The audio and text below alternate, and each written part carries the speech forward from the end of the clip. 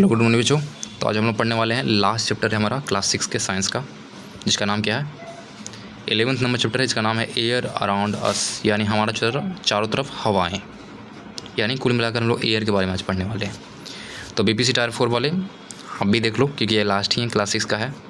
और क्लास 6 वाले बच्चे काफ़ी ध्यान से देखना है, क्योंकि आपका लास्ट चैप्टर है। जितने भी चैप्टर आपको पढ़ाए हैं सबको बार बार रिवाइज करना है, और इस चैप्टर को भी रिवाइज करना है अच्छे से। सारे क्वेश्चन आंसर आपको बना जाने हैं, ठीक है।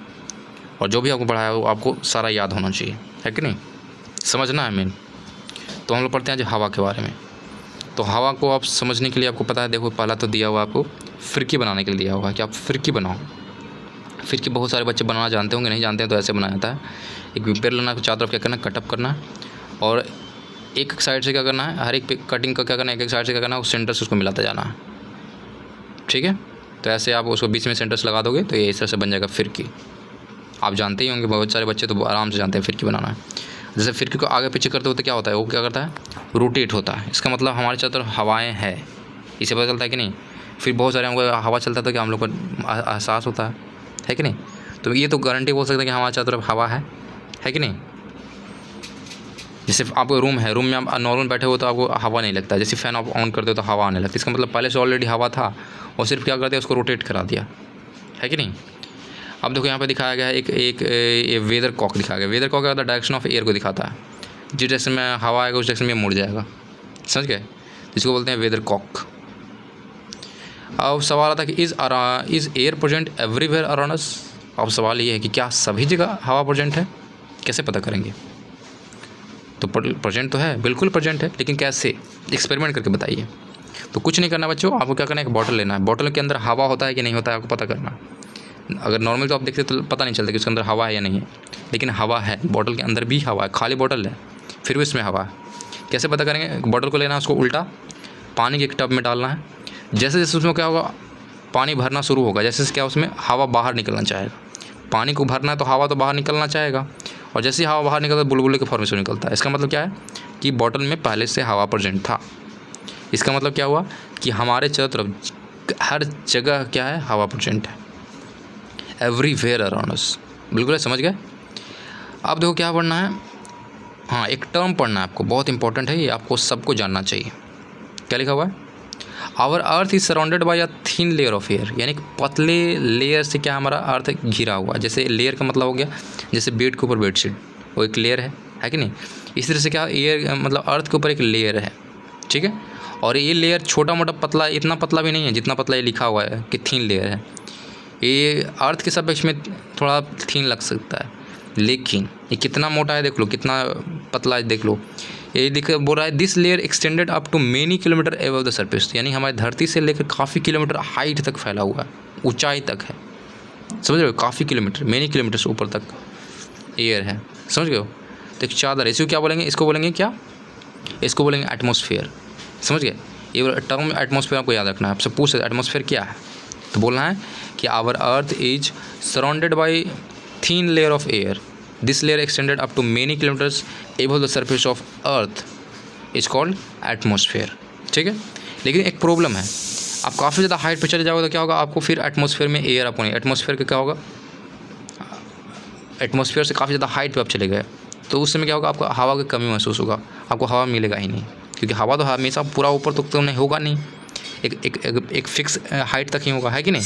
तो जैसे ही आप ज़्यादा एटमॉस्फेयर से ज़्यादा ऊपर चले जाओगे एटमॉस्फेयर में तो आपको हवा कम मिलना शुरू होगा। जैसे कि इसका बेस्ट एग्जांपल है यहाँ पे देखो, माउंटेनर जो होते हैं वो अपने साथ ऑक्सीजन का सिलेंडर लेके चढ़ते हैं। क्यों भाई, क्योंकि माउंटेन्स का जो है, यानी कि पहाड़ का जो हाइट है वो काफ़ी ज़्यादा होता है। जिससे आप एवरेस्ट का हाइट जानते हो कितना होता है, 8,800 मीटर होते हैं।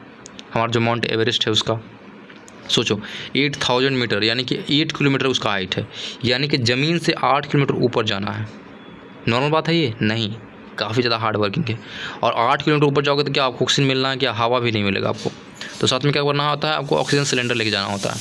अगर आप लेकर नहीं जाओगे तो आप बेहोश हो जाओगे और गिर जाओगे, फिर आपकी मृत्यु हो जाएगी। इसलिए ऑक्सीजन सिलेंडर ज़रूरी है अगर आप बहुत ज़्यादा हाइट पर आप क्लाइंबिंग कर रहे हो तो, है कि नहीं। तो जितने भी माउंटेनर्स होते हैं हम अपने साथ ऑक्सीजन सिलेंडर लेके जाते हैं। फिर नेक्स्ट सवाल आपसे आता है कि what is air made of. आपका दिमाग में तो सवाल आएगा ना कि सर एयर किस चीज़ से बना होता है, ये कुछ खास चीज़ से बना होता है क्या। तो पहले के लोग, जो पुराने ज़माने के लोग होते थे, यानी कि 18th सेंचुरी के जो लोग थे, वो मानते थे कि एक एयर सब्सटेंस है, जैसे खाने पीने का सब्सटेंस होता है ना, जैसे कि पानी क्या है, एक सब्सटेंस है, ठीक है, रोटी हमारा है, खाना ये भी एक तरह का सब्सटेंस है। उसे से लोग मानते थे कि हवा भी क्या है, एक चीज़ सब्सटेंस है जिसको हम लोग सांस लेने के इस्तेमाल करते हैं। जैसे खाना है तो खाना किस लिए हम इस्तेमाल करते हैं, पेट भरने के लिए। तो लोग मानते थे कि हवा भी क्या एक तरह का सब्सटेंस है जिसका इस्तेमाल हम लोग सांस लेने के लिए करते हैं। लेकिन बाद में ये बताया गया, हमारा मॉडर्न साइंस में क्या बोला गया कि हवा क्या है, एक मिक्सचर ऑफ क्या है, गैसेस है। यानी एयर पूछेगा आपसे कि व्हाट इज़ एयर, तो बोलना है क्या, air is a mixture of different gases, यानी कि बहुत सारे डिफरेंट गैसों क्या है, एक मिक्सचर है ये, समझ गए। आप देखो क्या है, बहुत एयर के अंदर क्या क्या मिक्सचर हो सकता है, डिफरेंट गैसेस होंगे, बहुत सारी चीज़ होंगी इसके अलावा भी। तो बारी बारी से पढ़ते हैं कौन कौन सा कंपोनेंट है जो कि हवा के अंदर मिक्सचर होता है। तो पहला क्या है, वाटर वेपर। वाटर वेपर का मतलब होता है क्या, वाष्प जिसको बोलते हैं, पानी से बना हुआ वाष्प। यानी कि पानी क्या होता है, जब वाष्प बन जाता है, मतलब कि क्या बोल सकते हो, जैसे क्या करो आप एक पानी लो, उसको क्या करो, हीटअप करो। जब हीटअप करते हो तो क्या होता है, पानी धीरे धीरे गायब होने लगता है, उसमें से क्या होता है, स्टीम निकलता है, वेपर निकलता है, और वेपर गायब हो जाता है। कैसे गायब हो जाता है भाई, पानी भी गायब। इसका मतलब क्या हुआ, क्यों, हवा के साथ घुल गया, जो पानी था वो क्या हो गया, हवा में चला गया, वेपर बन के। तो ये तो बोल सकते हैं कि जो हवा में गया, यानी कि हवा के अंदर क्या है, वेपर प्रेजेंट है। तो ये दिमाग में डालना है कि वाटर वेपर क्या होते हैं, हवा के में प्रेजेंट होते हैं। अगर उससे भी समझ में नहीं आ रहा तो क्या करो, आप कूलर के एग्जाम्पल लो। कूलर में क्या था, बहुत सारा पानी आप डालते हो, फ़ैन चलाते हो कूलर का, और फिर पानी गायब हो जाता है। कैसे, वो जब पानी होता है क्या होता है, वो हवा के साथ मिक्सअप हो जाता है, समझ गए। तो इसका मतलब क्या है, वाटर मॉइस्चर प्रेजेंट है हवा के अंदर, या वाटर वेपर प्रेजेंट है, समझ गए। और एक सवाल ये भी आता है कि वाटर वेपर सर बहुत इंपॉर्टेंट भी है, किस लिए इंपॉर्टेंट है, तो वाटर साइकिल को मेंटेन करने के लिए। अगर एयर के अंदर वाटर वेपर नहीं होगा तो एयर साइकिल मेंटेन नहीं होगा, मतलब वाटर साइकिल मेंटेन नहीं होगा। अब सवाल है सर वाटर साइकिल क्या होता है, तो वाटर साइकिल का मतलब होता है कि वाटर है, वो पहले वेपर बनेगा, फिर वो ठंडा होगा, फिर से वाटर बनेगा, इसी को बोलते हैं साइकिल। यानी वाटर को गायब होना, फिर से आना, गायब होना, फिर से आना। जैसे अभी समर का मौसम है, तो समर में क्या होगा, जो भी नदी तालाब है सब क्या होगा, सबका पानी सूखना शुरू हो गया। क्यों, क्योंकि वेपर में कन्वर्ट हो रहा है और सूखने लगा। सूखने के बाद क्या होगा, जैसे मौसम चेंज होगा तो क्या करेगा, जो वो वेपर है वो क्लाउड का फॉर्मेशन करेगा, ऊपर जाएगा आसमान के अंदर, और क्या होगा, बादल का निर्माण करेगा। अब जब वो बादल ठंडा होगा, जैसे ही ठंडा होगा तो क्या होगा, वो पानी का फॉर्मेशन करेगा, और पानी बन के क्या होगा, नीचे बरसने लगेगा।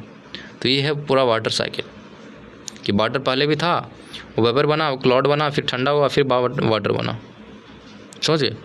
तो ये वाटर साइकिल के इंपॉर्टेंट है हमारा वाटर वेपर। अगर वाटर वेपर होगा ही नहीं एयर के अंदर तो कैसे बनेगा, फिर वाटर साइकिल बनेगा कैसे, नहीं बन पाएगा। नेक्स्ट है ऑक्सीजन। ऑक्सीजन भी प्रेजेंट होते हैं, कैसे कैसे बोलो कि ऑक्सीजन प्रेजेंट होते हैं। तो पहले तो हम लोग जिंदा है, ये भी एग्जाम्पल हो सकता है कि ऑक्सीजन का प्रेजेंट है, क्योंकि हम लोग को सांस लेने की ऑक्सीजन ही चाहिए। जितने भी एनिमल्स हैं, जितने भी ह्यूमन्स हैं, सबको ऑक्सीजन ही चाहिए, है कि नहीं। इसके अलावा और बेस्ट एग्जांपल क्या है, किसी भी चीज़ को बर्न करने के लिए, किसी भी चीज़ को जलाने के लिए आपको ऑक्सीजन चाहिए ही चाहिए। अगर ऑक्सीजन नहीं है तो कोई भी चीज़ नहीं चलेगा। इसका मतलब क्या हुआ, जीने और जलाने के लिए, दोनों के लिए क्या चाहिए, ऑक्सीजन चाहिए। अब कैंडल को जलाना है, जला तो दिए एयर कंडीशन में, इसका मतलब क्या है कि वो उसके अराउंड ऑक्सीजन होगा तो वो जल रहा है। अब क्या करो, एक बड़ा सा ग्लास लो और कैंडल के ऊपर क्या करो, अपोजिट करके क्या करो, उसको डाल दो। तो क्या होगा कि कुछ देर होगा तो कैंडल जलेगा, फिर बंद हो जाएगा। क्यों ऐसा होता है, क्योंकि ग्लास के अंदर पहले से ऑक्सीजन प्रेजेंट था, तो उसका वो इस्तेमाल करेगा कुछ समय के लिए, और फिर जब बर्न हो रहा है कैंडल, तो कार्बन डाइऑक्साइड प्रोड्यूस करेगा, और कार्बन डाइऑक्साइड क्या होगा, ग्लास के अंदर फिलअप होने लगेगा, ऑक्सीजन घटने लगेगा, फिर ऑक्सीजन जीरो हो जाएगा, कार्बन डाइऑक्साइड पूरी तरह से भर जाएगा, तो फिर क्या होगा, कैंडल बुझ जाएगा। इसका मतलब क्या होगा, ऑक्सीजन वहाँ पे जीरो हो गया, इसी कारण क्या होगा, कैंडल बुझ गया, समझ गए। यानी कि जलने के लिए भी और जीने के लिए भी क्या चाहिए, ऑक्सीजन ही चाहिए। इसका मतलब क्या है कि एयर में ऑक्सीजन प्रेजेंट है। Next carbon dioxide. Carbon dioxide present है या नहीं, उससे पहले क्या है, नाइट्रोजन है। नाइट्रोजन देख लेते हैं। बिल्कुल, नाइट्रोजन भी प्रेजेंट होता है। सबसे इंपॉर्टेंट ये है, क्यों, ये तो बर्निंग में हेल्प नहीं करता। नाइट्रोजन ऑक्सीजन के अलावा जितने भी गैसेस होंगे वो बर्निंग में हेल्प आपको नहीं करेंगे, किसी भी चीज़ को जलाने में आपको हेल्प नहीं करेंगे। ये सब एक्स्ट्रा एलिमेंट है जो कि बर्निंग में हेल्प नहीं करते हैं। तो नाइट्रोजन गैस जो है, इस आपको मान के चलना है कि सबसे ज़्यादा होता है। आपसे सवाल पूछेगा कि एयर के अंदर सबसे ज़्यादा कौन सा गैस प्रेजेंट होता है, तो डायरेक्ट बोलना है आपको नाइट्रोजन, कि एयर में क्या है, सबसे ज़्यादा नाइट्रोजन गैस होता है। क्लियर हो, बस इतना इसमें याद रखना। कार्बन डाइऑक्साइड को कैसे पता करेंगे, कार्बन डाइऑक्साइड प्रेजेंट होता है एयर के अंदर कि नहीं, बिल्कुल होता है। कैसे, किसी भी चीज़ को आप बर्न करो तो कार्बन डाइऑक्साइड प्रोड्यूस करता है। क्यों प्रोड्यूस करता है, ये सोचने वाली बात है, क्योंकि जितने भी सब्सटेंस है, जितने भी मटेरियल्स हैं वो सब क्या होता है, कार्बन के बने होते हैं। अपने चारों तरफ जितने भी चीज़ें हैं सबको देखो आप, वो सब के सब कार्बन से बने होते हैं और ऑक्सीजन के प्रेजेंस में चलते हैं। तो carbon plus oxygen carbon dioxide produce करते हैं। यानी कार्बन है ऑक्सीजन के प्रेजेंस में चलेगा तो कार्बन डाइऑक्साइड बनाएगा, और किसी भी चीज़ को चलने पे क्या हो, कार्बन डाइऑक्साइड मिलेगा। कार्बन डाइऑक्साइड जाएगा कहाँ, हवा के अंदर जाएगा, है कि नहीं। फ्यूल वगैरह जल रहे हैं गाड़ी के अंदर, फ्यूल वो भी जलेगा तो कार्बन डाइऑक्साइड प्रोड्यूस करेगा, वो भी क्या जाएगा, हवा में मिक्सअप होगा। फिर कोई चीज़ जला रहे हो तो भी क्या जाएगा, हवा में ही जाएगा, मिक्सअप होगा। बेस्ट एग्जांपल और बताते हैं कि हम लोग भी क्या करते हैं, सांस लेते हैं, ऑक्सीजन रख लेते हैं और कार्बन डाइऑक्साइड को बाहर प्रोड्यूस करते हैं, तो हम लोग भी छोड़ रहे हैं कार्बन डाइऑक्साइड। फिर पेड़ पौधा भी क्या होता है, सांस लेने के लिए ऑक्सीजन लेता है, फिर कार्बन डाइऑक्साइड छोड़ता है, ठीक है। लेकिन ये ध्यान रखना है, पेड़ के माध्यम में सांस लेने के लिए वो ऑक्सीजन लेता है और कार्बन डाइऑक्साइड छोड़ता है रेस्पिरेशन के लिए। लेकिन वही अगर बात करें किस लिए, क्योंकि यहाँ रेस्पिरेशन लिखा हुआ है, लेकिन वही बोलेगा कि प्लांट जो है खाना बनाने के क्या करता है, खाना बनाने के लिए वो कार्बन डाइऑक्साइड का इस्तेमाल करता है, ऑक्सीजन छोड़ता है, उल्टा काम करता है। जैसे वो खाना बनाना रहेगा तो कार्बन डाइऑक्साइड लेगा और ऑक्सीजन छोड़ेगा, और जब उसको रेस्पिरेशन करना होगा तो वो ऑक्सीजन लेगा, कार्बन डाइऑक्साइड छोड़ेगा। क्लियर हो, ये सारी बातें आपको ध्यान रखना है। इसका मतलब क्या है कि कार्बन डाइऑक्साइड भी प्रेजेंट है, डस्ट एंड स्मोक भी प्रेजेंट है। हम लोग को दिखाई नहीं देता है, अलग बात है, लेकिन फील ज़रूर होता है। अगर कभी कभी ज़्यादा पॉल्यूशन हो जाता है हमारे एयर के अंदर तो आपको फील होता है, आपको आँख में लहर होता है, आपको खांसी वगैरह भी आता है कि नहीं। तो डस्ट एंड स्मोक भी प्रेजेंट है। ये बर्निंग ऑफ फ्यूल्स के कारण क्या होता है, ऐसा प्रोड्यूस होता है स्मोक, ठीक है, जिसके कारण बहुत सारे फ्यू गैसेस प्रेजेंट होते हैं, जो क्या करता है, डस्ट पार्टिकल भी होता है, फाइन डस्ट पार्टिकल जो हम बोले दिखाई ही नहीं देता है। या आप अगर अभी भी आप सांस ले रहे हो तो इसका मतलब क्या, अगल बगल में आप क्या कर रहे हो, डस्ट को आप सांस ले रहे हो। हम लोग को भले नहीं दिखाता, लेकिन अगल बगल में भी डस्ट है, अभी भी डस्ट है। अगर देखना है आपको डस्ट हो तो कैसे देखोगे, बेस्ट एग्जांपल आपको बता रहा हूँ कि मॉर्निंग में उठो और कहीं भी देखो, अगर क्या बोलते हैं, इस डायरेक्शन से अगर सनलाइट आता है मॉर्निंग में, देखो कहीं छेद एक छोटा सा हो जहाँ से लाइट आ रहा हो, उस लाइट में आप देखोगे बहुत सारे धुलकन दिखाई देंगे, बहुत सारे धुलकन, इतना ज़्यादा कि आपको लगेगा कि साला इतना धुलकन है, इतना सारा धुलकन है, आप सोचोगे, समझ रहे हो। तो ये धुलकन आपको दिखाई देंगे जो कि नॉर्मल आँख से दिखाई नहीं देता, वो क्या सनलाइट के अंदर दिखाई देते हैं, ठीक है। तो आप ऐसे देख सकते हो। फिर यहाँ पे देखो, यहाँ पे ट्रैफिक इंस्पेक्टर को क्या करा गया है, मास्क पहनाया गया, और पहनना भी चाहिए। क्यों पहनना चाहिए भाई, क्योंकि बहुत सारे डस्ट भी ट्रैफिक रोड पे उड़ते हैं, इससे ज़्यादा तो डस्ट रोड पे ही उड़ता है कि नहीं। और साथ में जो व्हीकल है, व्हीकल से देखो यहाँ पे स्मोक निकल रहा है, तो स्मोक भी क्या एयर के अंदर जा रहा है, तो इनको सांस लेने में क्या होगा, प्रॉब्लम होगा। इसलिए क्या कर रहे हैं, इन्होंने मास्क पहना है, ताकि ये सारे जो डस्ट वगैरह हैं और जो स्मोक है उनके सांस के माध्यम से उनके अंदर न जाए, है कि नहीं। तो ये आपको मास्क पहनना चाहिए। फिर देख लो यहाँ पे एक फिगर बनाया गया है, एक चार्ट बनाया गया है, इसमें दिखाया गया सबसे ज़्यादा क्या, कौन सा गैस है, नाइट्रोजन गैस है। फिर सेकंड में क्या, ऑक्सीजन है। फिर थर्ड में क्या है, कार्बन डाइऑक्साइड है। अगर कार्बन डाइऑक्साइड बढ़ जाएगा तो क्या होगा, हमारा ऑक्सीजन कम जाएगा, ऑक्सीजन कम जाए तो क्या होगा, हम लोग सांस नहीं ले पाएंगे, हम लोग क्या फिर डेड हो जाएंगे। इसलिए कार्बन डाइऑक्साइड को कम से कम होना चाहिए और ऑक्सीजन को ज़्यादा से ज़्यादा होना चाहिए। क्लियर है, क्लियर, ओके। यहाँ पे कुछ एक्टिविटी करने बोला गया है। हाँ देखो, इसमें पूछा कि how does oxygen becomes available to animals and plants living in water and soil. देखो कैसे किसी को ऑक्सीजन अवेलेबल होता है जो कि वाटर में है या मिट्टी के अंदर है या ज़मीन पे। ज़मीन पे हम लोग तो डायरेक्ट ऑक्सीजन ले रहे हैं, हवा के अंदर है तो हम लोग ले रहे हैं और लेते हैं सारा गैसेस, फिर ऑक्सीजन को रख लेते हैं, कार्बन डाइऑक्साइड छोड़ देते हैं। लेकिन जो पानी के अंदर है वो कैसे रहते होंगे। तो सबसे सवाल आता है कि सर पानी में ऑक्सीजन होता है या नहीं होता है, तो कैसे पता करेंगे। तो पानी को लेना है तो हीटअप करना, हीटअप कर तो देखते हो कि उसके अंदर से बुलबुला छूटता है। क्यों छूटता है भाई, वो कहाँ से बुलबुला है, बुलबुला का मतलब एयर है। इसका मतलब क्या है कि पानी के अंदर ऑलरेडी एयर था जो हीटअप करने पे बाहर निकल रहा है। इसका मतलब क्या है कि पानी के अंदर एयर है यानी ऑक्सीजन है। क्लियर है। अब देखो, अब पिछले क्लास में आपको बताया था कि जो फिश है वो क्या करता है, गिल्स के माध्यम से क्या करता है, सांस लेता है। क्यों लेता है, उसकी खासियत क्या है, वो गिल्स से क्या करता है, हवा में जो क्या बोलते हैं, पानी में जो ऑक्सीजन है उसको क्या करता है, अलग कर लेता है। उसका खासियत ये है, जितनी भी मछली हैं, डॉल्फिन और को छोड़कर, जो बताए थे आपको, दो मछली को छोड़कर जितने भी जो एनिमल हैं जो वाटर के अंदर रहते हैं, वो सब क्या करते हैं, गिल्स उनके पास होता है। वो क्या करते हैं, ऑक्सीजन को निकाल लेते हैं वाटर के अंदर से। उनके पास एक खासियत है, हम लोग वाटर से ऑक्सीजन नहीं निकाल सकते हैं, समझ रहे हो। क्योंकि देखो वाटर किससे बना होता है, हाइड्रोजन और ऑक्सीजन से मिलकर बना होता है। तो हाइड्रोजन अलग ऑक्सीजन अलग, तो अलग करके उन्हें ऑक्सीजन निकाल लेते हैं गिल्स के माध्यम से। क्या कहते हैं जितने जो भी हवा घुला हुआ है वाटर के अंदर, देखो अभी हमने बताया कि इसमें अंदर हवा है, जब हीटअप करते हैं तो उससे हवा निकल रहा है, यानी वाटर के अंदर ऑलरेडी हवा प्रेजेंट है, इतना फाइन है कि हम लोग पता भी नहीं चलता है। तो उसको क्या कहते हैं हवा को निकाल के ऑक्सीजन ले लेते हैं मछली लोग गिल्स के माध्यम से। तो पानी वाले तो सांस ऐसे ले लिए, ज़मीन वाले हम लोग डायरेक्ट ले लिए, है कि नहीं। अब वो जो मिट्टी के अंदर उसके लिए भी हमने बताया था, केंचुआ का एग्जांपल दिया था। ये केंचुआ क्या करता है, सांस लेने के लिए पूरा बॉडी पार्ट्स का इस्तेमाल कर लेता है, पूरा जो स्किन है उसका ही इस्तेमाल कर लेता है वो। तो मिट्टी से क्या करता है, वो मिट्टी को खाता भी है और साथ में क्या करता है मिट्टी में जो प्रेजेंट ऑक्सीजन है उसको खींच लेता है वो, समझ रहे हो, अपने अंदर रख लेता है, पूरा स्किन से ही सांस लेता है। तो ये भी याद रखना कि सॉइल के अंदर जो भी है वो भी सांस लेगा, रेस्पिरेशन करेगा, ऑक्सीजन लेगा। जो पानी के अंदर वो भी ऑक्सीजन ले सकता है, और जो ज़मीन पे हम लोग हैं वो भी डायरेक्ट ले रहे हैं ऑक्सीजन, क्योंकि एटमॉस्फेयर में ऑक्सीजन है कि नहीं। तो इस तरह से डिफरेंट एनिमल जो है हवा, पानी, ज़मीन सब जगह से ऑक्सीजन ले सकते हैं। क्लियर है। अब यहाँ देखो soil has air in its, ये दिखाया गया है सॉइल में क्या है, एयर प्रेजेंट है, मिट्टी के अंदर एयर प्रेजेंट है। डिस्कवरी का मतलब इसको प्रैक्टिकल करके दिखाया गया है। Take a lump of direct soil breeders and glass, add a water into its, note that happens. जब एक मिट्टी लो आप, देखो कैसे सॉइल के अंदर कैसे हवा है, आपको एग्जांपल बता रहा हूँ, एक आप करके देखना। मिट्टी लो, सूखा हुआ मिट्टी, ठीक है, और उसको कंटेनर में डालो और उसमें क्या करो फिर पानी डालो आप।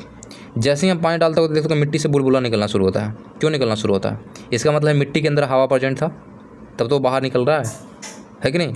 मिट्टी, सूखा मिट्टी लो और उसके ऊपर पानी डालो तो देखना कि उससे अंदर क्या बुलबुला निकलेगा। बुलबुला निकलने का मतलब है उसके अंदर हवा प्रेजेंट था। मिट्टी के अंदर भी हवा होता है, क्लियर है।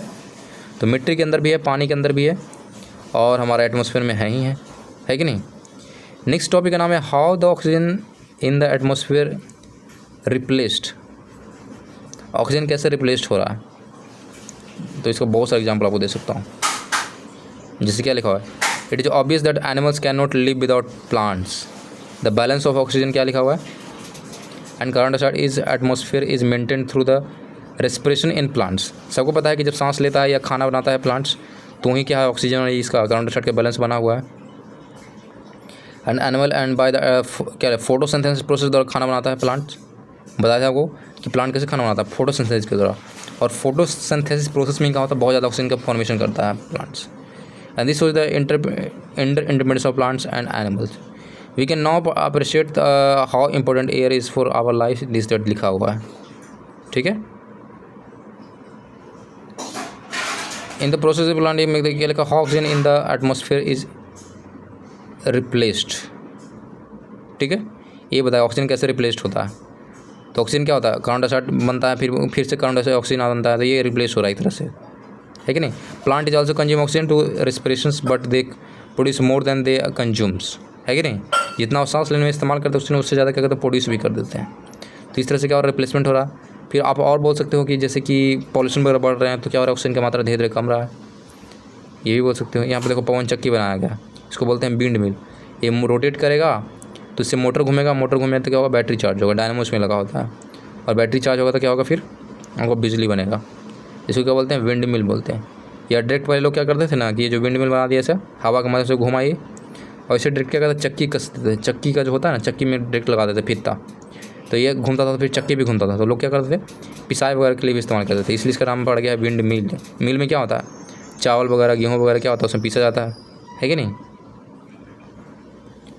तो लिखा, the wind mill also used to draw the water from the turbine and run the flour mills. इस तरह देखो, फ्लोर मिल मतलब आटे का मिल को चलाने के लिए इस्तेमाल होता है इसका, है कि नहीं। तो अब देख लेते हैं क्या क्या हमने पढ़ा है। चैप्टर तो हमारा फिनिश हो गया है, लास्ट ही है। तो हमने एटमॉस्फेयर के बारे में पढ़ा। एटमॉस्फेयर क्या है, थिन लेयर ऑफ ऑक्सीजन, नहीं थिन लेयर ऑफ एयर बोलना है। थिन लेयर ऑफ एयर क्या होता है, हमारे एयर को अर्थ के ऊपर है, जो कि काफ़ी सरफेस से काफ़ी किलोमीटर ऊपर तक है, उसे क्या बोलेंगे, एटमॉस्फेयर बोलेंगे। कार्बन डाइऑक्साइड के बारे में पढ़ा हमने कि हमारे एयर के अंदर कार्बन डाइऑक्साइड प्रेजेंट है, जिसका फॉर्मूला CO2 होता है, ठीक है। ये बोल सकते हैं। और कैसे कैसे निकलता है, किसी चीज़ को बर्न होने से निकलता है। कंपोजिशन ऑफ एयर में हमने पढ़ा क्या चीज़ जनरली प्रेजेंट होता है, नाइट्रोजन प्रेजेंट होता है, ऑक्सीजन प्रेजेंट होता है, साथ में कार्बन डाइऑक्साइड प्रेजेंट होता है, 3 चीज़ें। ऑक्सीजन के बारे में हमने जाना कि ऑक्सीजन थोड़ा सा कम है, ऑक्सीजन ज़रूरी भी हम लोग के लिए, क्या सांस लेने के लिए, ठीक है। नाइट्रोजन सबसे ज़्यादा होता है। स्मोक क्या है, स्मोक मतलब धुआं हो गया, किसी चीज़ को जलने से निकलता है। विंड मिल क्या है, अभी बताया था आपको। विंड मिल क्या है, एक तरह का इक्विपमेंट है जिसको क्या होता है, एयर के माध्यम से रोटेट होता है, उसके माध्यम से क्या होता है, हम लोग क्या बिजली भी बना सकते हैं, साथ में क्या कर सकते हैं, चक्की भी बना सकते हैं, विंड मिल बना, फ्लोर मिल बना सकते हैं, मतलब आटे की चक्की बना सकते हैं। अब समरी देख लेते हैं भाई, चैप्टर तो फिनिश हो गया है। तो समरी में पढ़ते हैं, एयर इज़ फाउंड एवरीवेयर, बिल्कुल सही बात है, सभी जगह एयर मिलता है। We can not see air, हवा को हम देख नहीं सकते हैं। But we can feel it, इसको क्या करते हैं, महसूस कर सकते हैं। सेकंड पॉइंट में लिखा है air is motion, sorry air in motion is called wind. अगर कोई हवा है उसमें अगर मोशन हो जाएगा तो उसको क्या बोलेंगे, विंड बोलेंगे। ये बड़ा इंपॉर्टेंट है, आपसे पूछ सकते हैं एयर और विंड में क्या डिफरेंस है। एयर का मतलब साइलेंट एयर हो गया, ठीक है। अब वही अगर एयर में मोशन हो जाता है, हवा में अगर गति प्रचंड हो तो क्या हो जाएगा, विंड बन जाएगा। जैसे हमारा फैन है, फैन से क्या करते हैं हम, विंड फॉर्मेशन करते हैं। एयर तो ऑलरेडी प्रेजेंट है हमारा रूम के अंदर, और जैसे ही फैन रोटेट करता है तो क्या बनता है, विंड में रोटेट बन जाता है कि नहीं। फिर देखो एयर ऑक्युपाइज स्पेस, बिल्कुल एयर ऑक्युपाइज स्पेस कैसे, जैसे बोतल है, बोतल के अंदर क्या था, स्पेस को ऑक्युपाई कर रहा है कि नहीं। जैसे फिर बैलून है, बैलून के अंदर फुलाओ तो क्या वो स्पेस ले रहा है। फिर air is present in water and soil, बिल्कुल इसका एग्जांपल भी हमको बताए थे आपको कि वाटर में कैसे प्रेजेंट है। तो वाटर को हीटअप करो तो हीटअप करने पे क्या होता है, बुलबुला निकलता है। इसका मतलब क्या है कि वाटर के अंदर ऑक्सीजन प्रेजेंट है। सॉइल में कैसे पता करें, तो एक मिट्टी लेना है, सूखा मिट्टी, और उसमें पानी डालना है। जैसे आप पानी डालोगे तो क्या उसमें बुलबुला छूटेगा। इसका मतलब क्या है कि सॉइल के अंदर भी क्या है, एयर प्रेजेंट है, ठीक है। फिर हमने पढ़ा कि air is a mixture of nitrogen, oxygen, carbon dioxide, water vapour and few other gases, जिसको स्मोक एंड डस्ट बोले गए थे हम लोग। सम डस्ट पार्टिकल में आल्सो भी प्रेजेंट इन इट्स, बिल्कुल सही बात है। इसलिए क्या था, ट्रैफिक इंस्पेक्टर जो है वो हमेशा मास्क का इस्तेमाल करना चाहिए, ट्रैफिक इंस्पेक्टर को, है कि नहीं। फिर नेक्स्ट पॉइंट में लिखा हुआ है oxygen supports burning and it is necessary for living organism. हम दो चीज़ बोले थे आपको कि जीने के लिए और जलाने के लिए, दोनों के लिए क्या चाहिए, ऑक्सीजन चाहिए। अगर आपको जीना है तो ऑक्सीजन लेते हैं हम लोग सांस के रूप में, और किसी को जलाना है, किसी चीज़ को जलाना है तो उसको बर्निंग के लिए भी क्या चाहिए, ऑक्सीजन चाहिए। तो जीने और जलाने के लिए क्या चाहिए, ऑक्सीजन चाहिए, वही लिखा गया।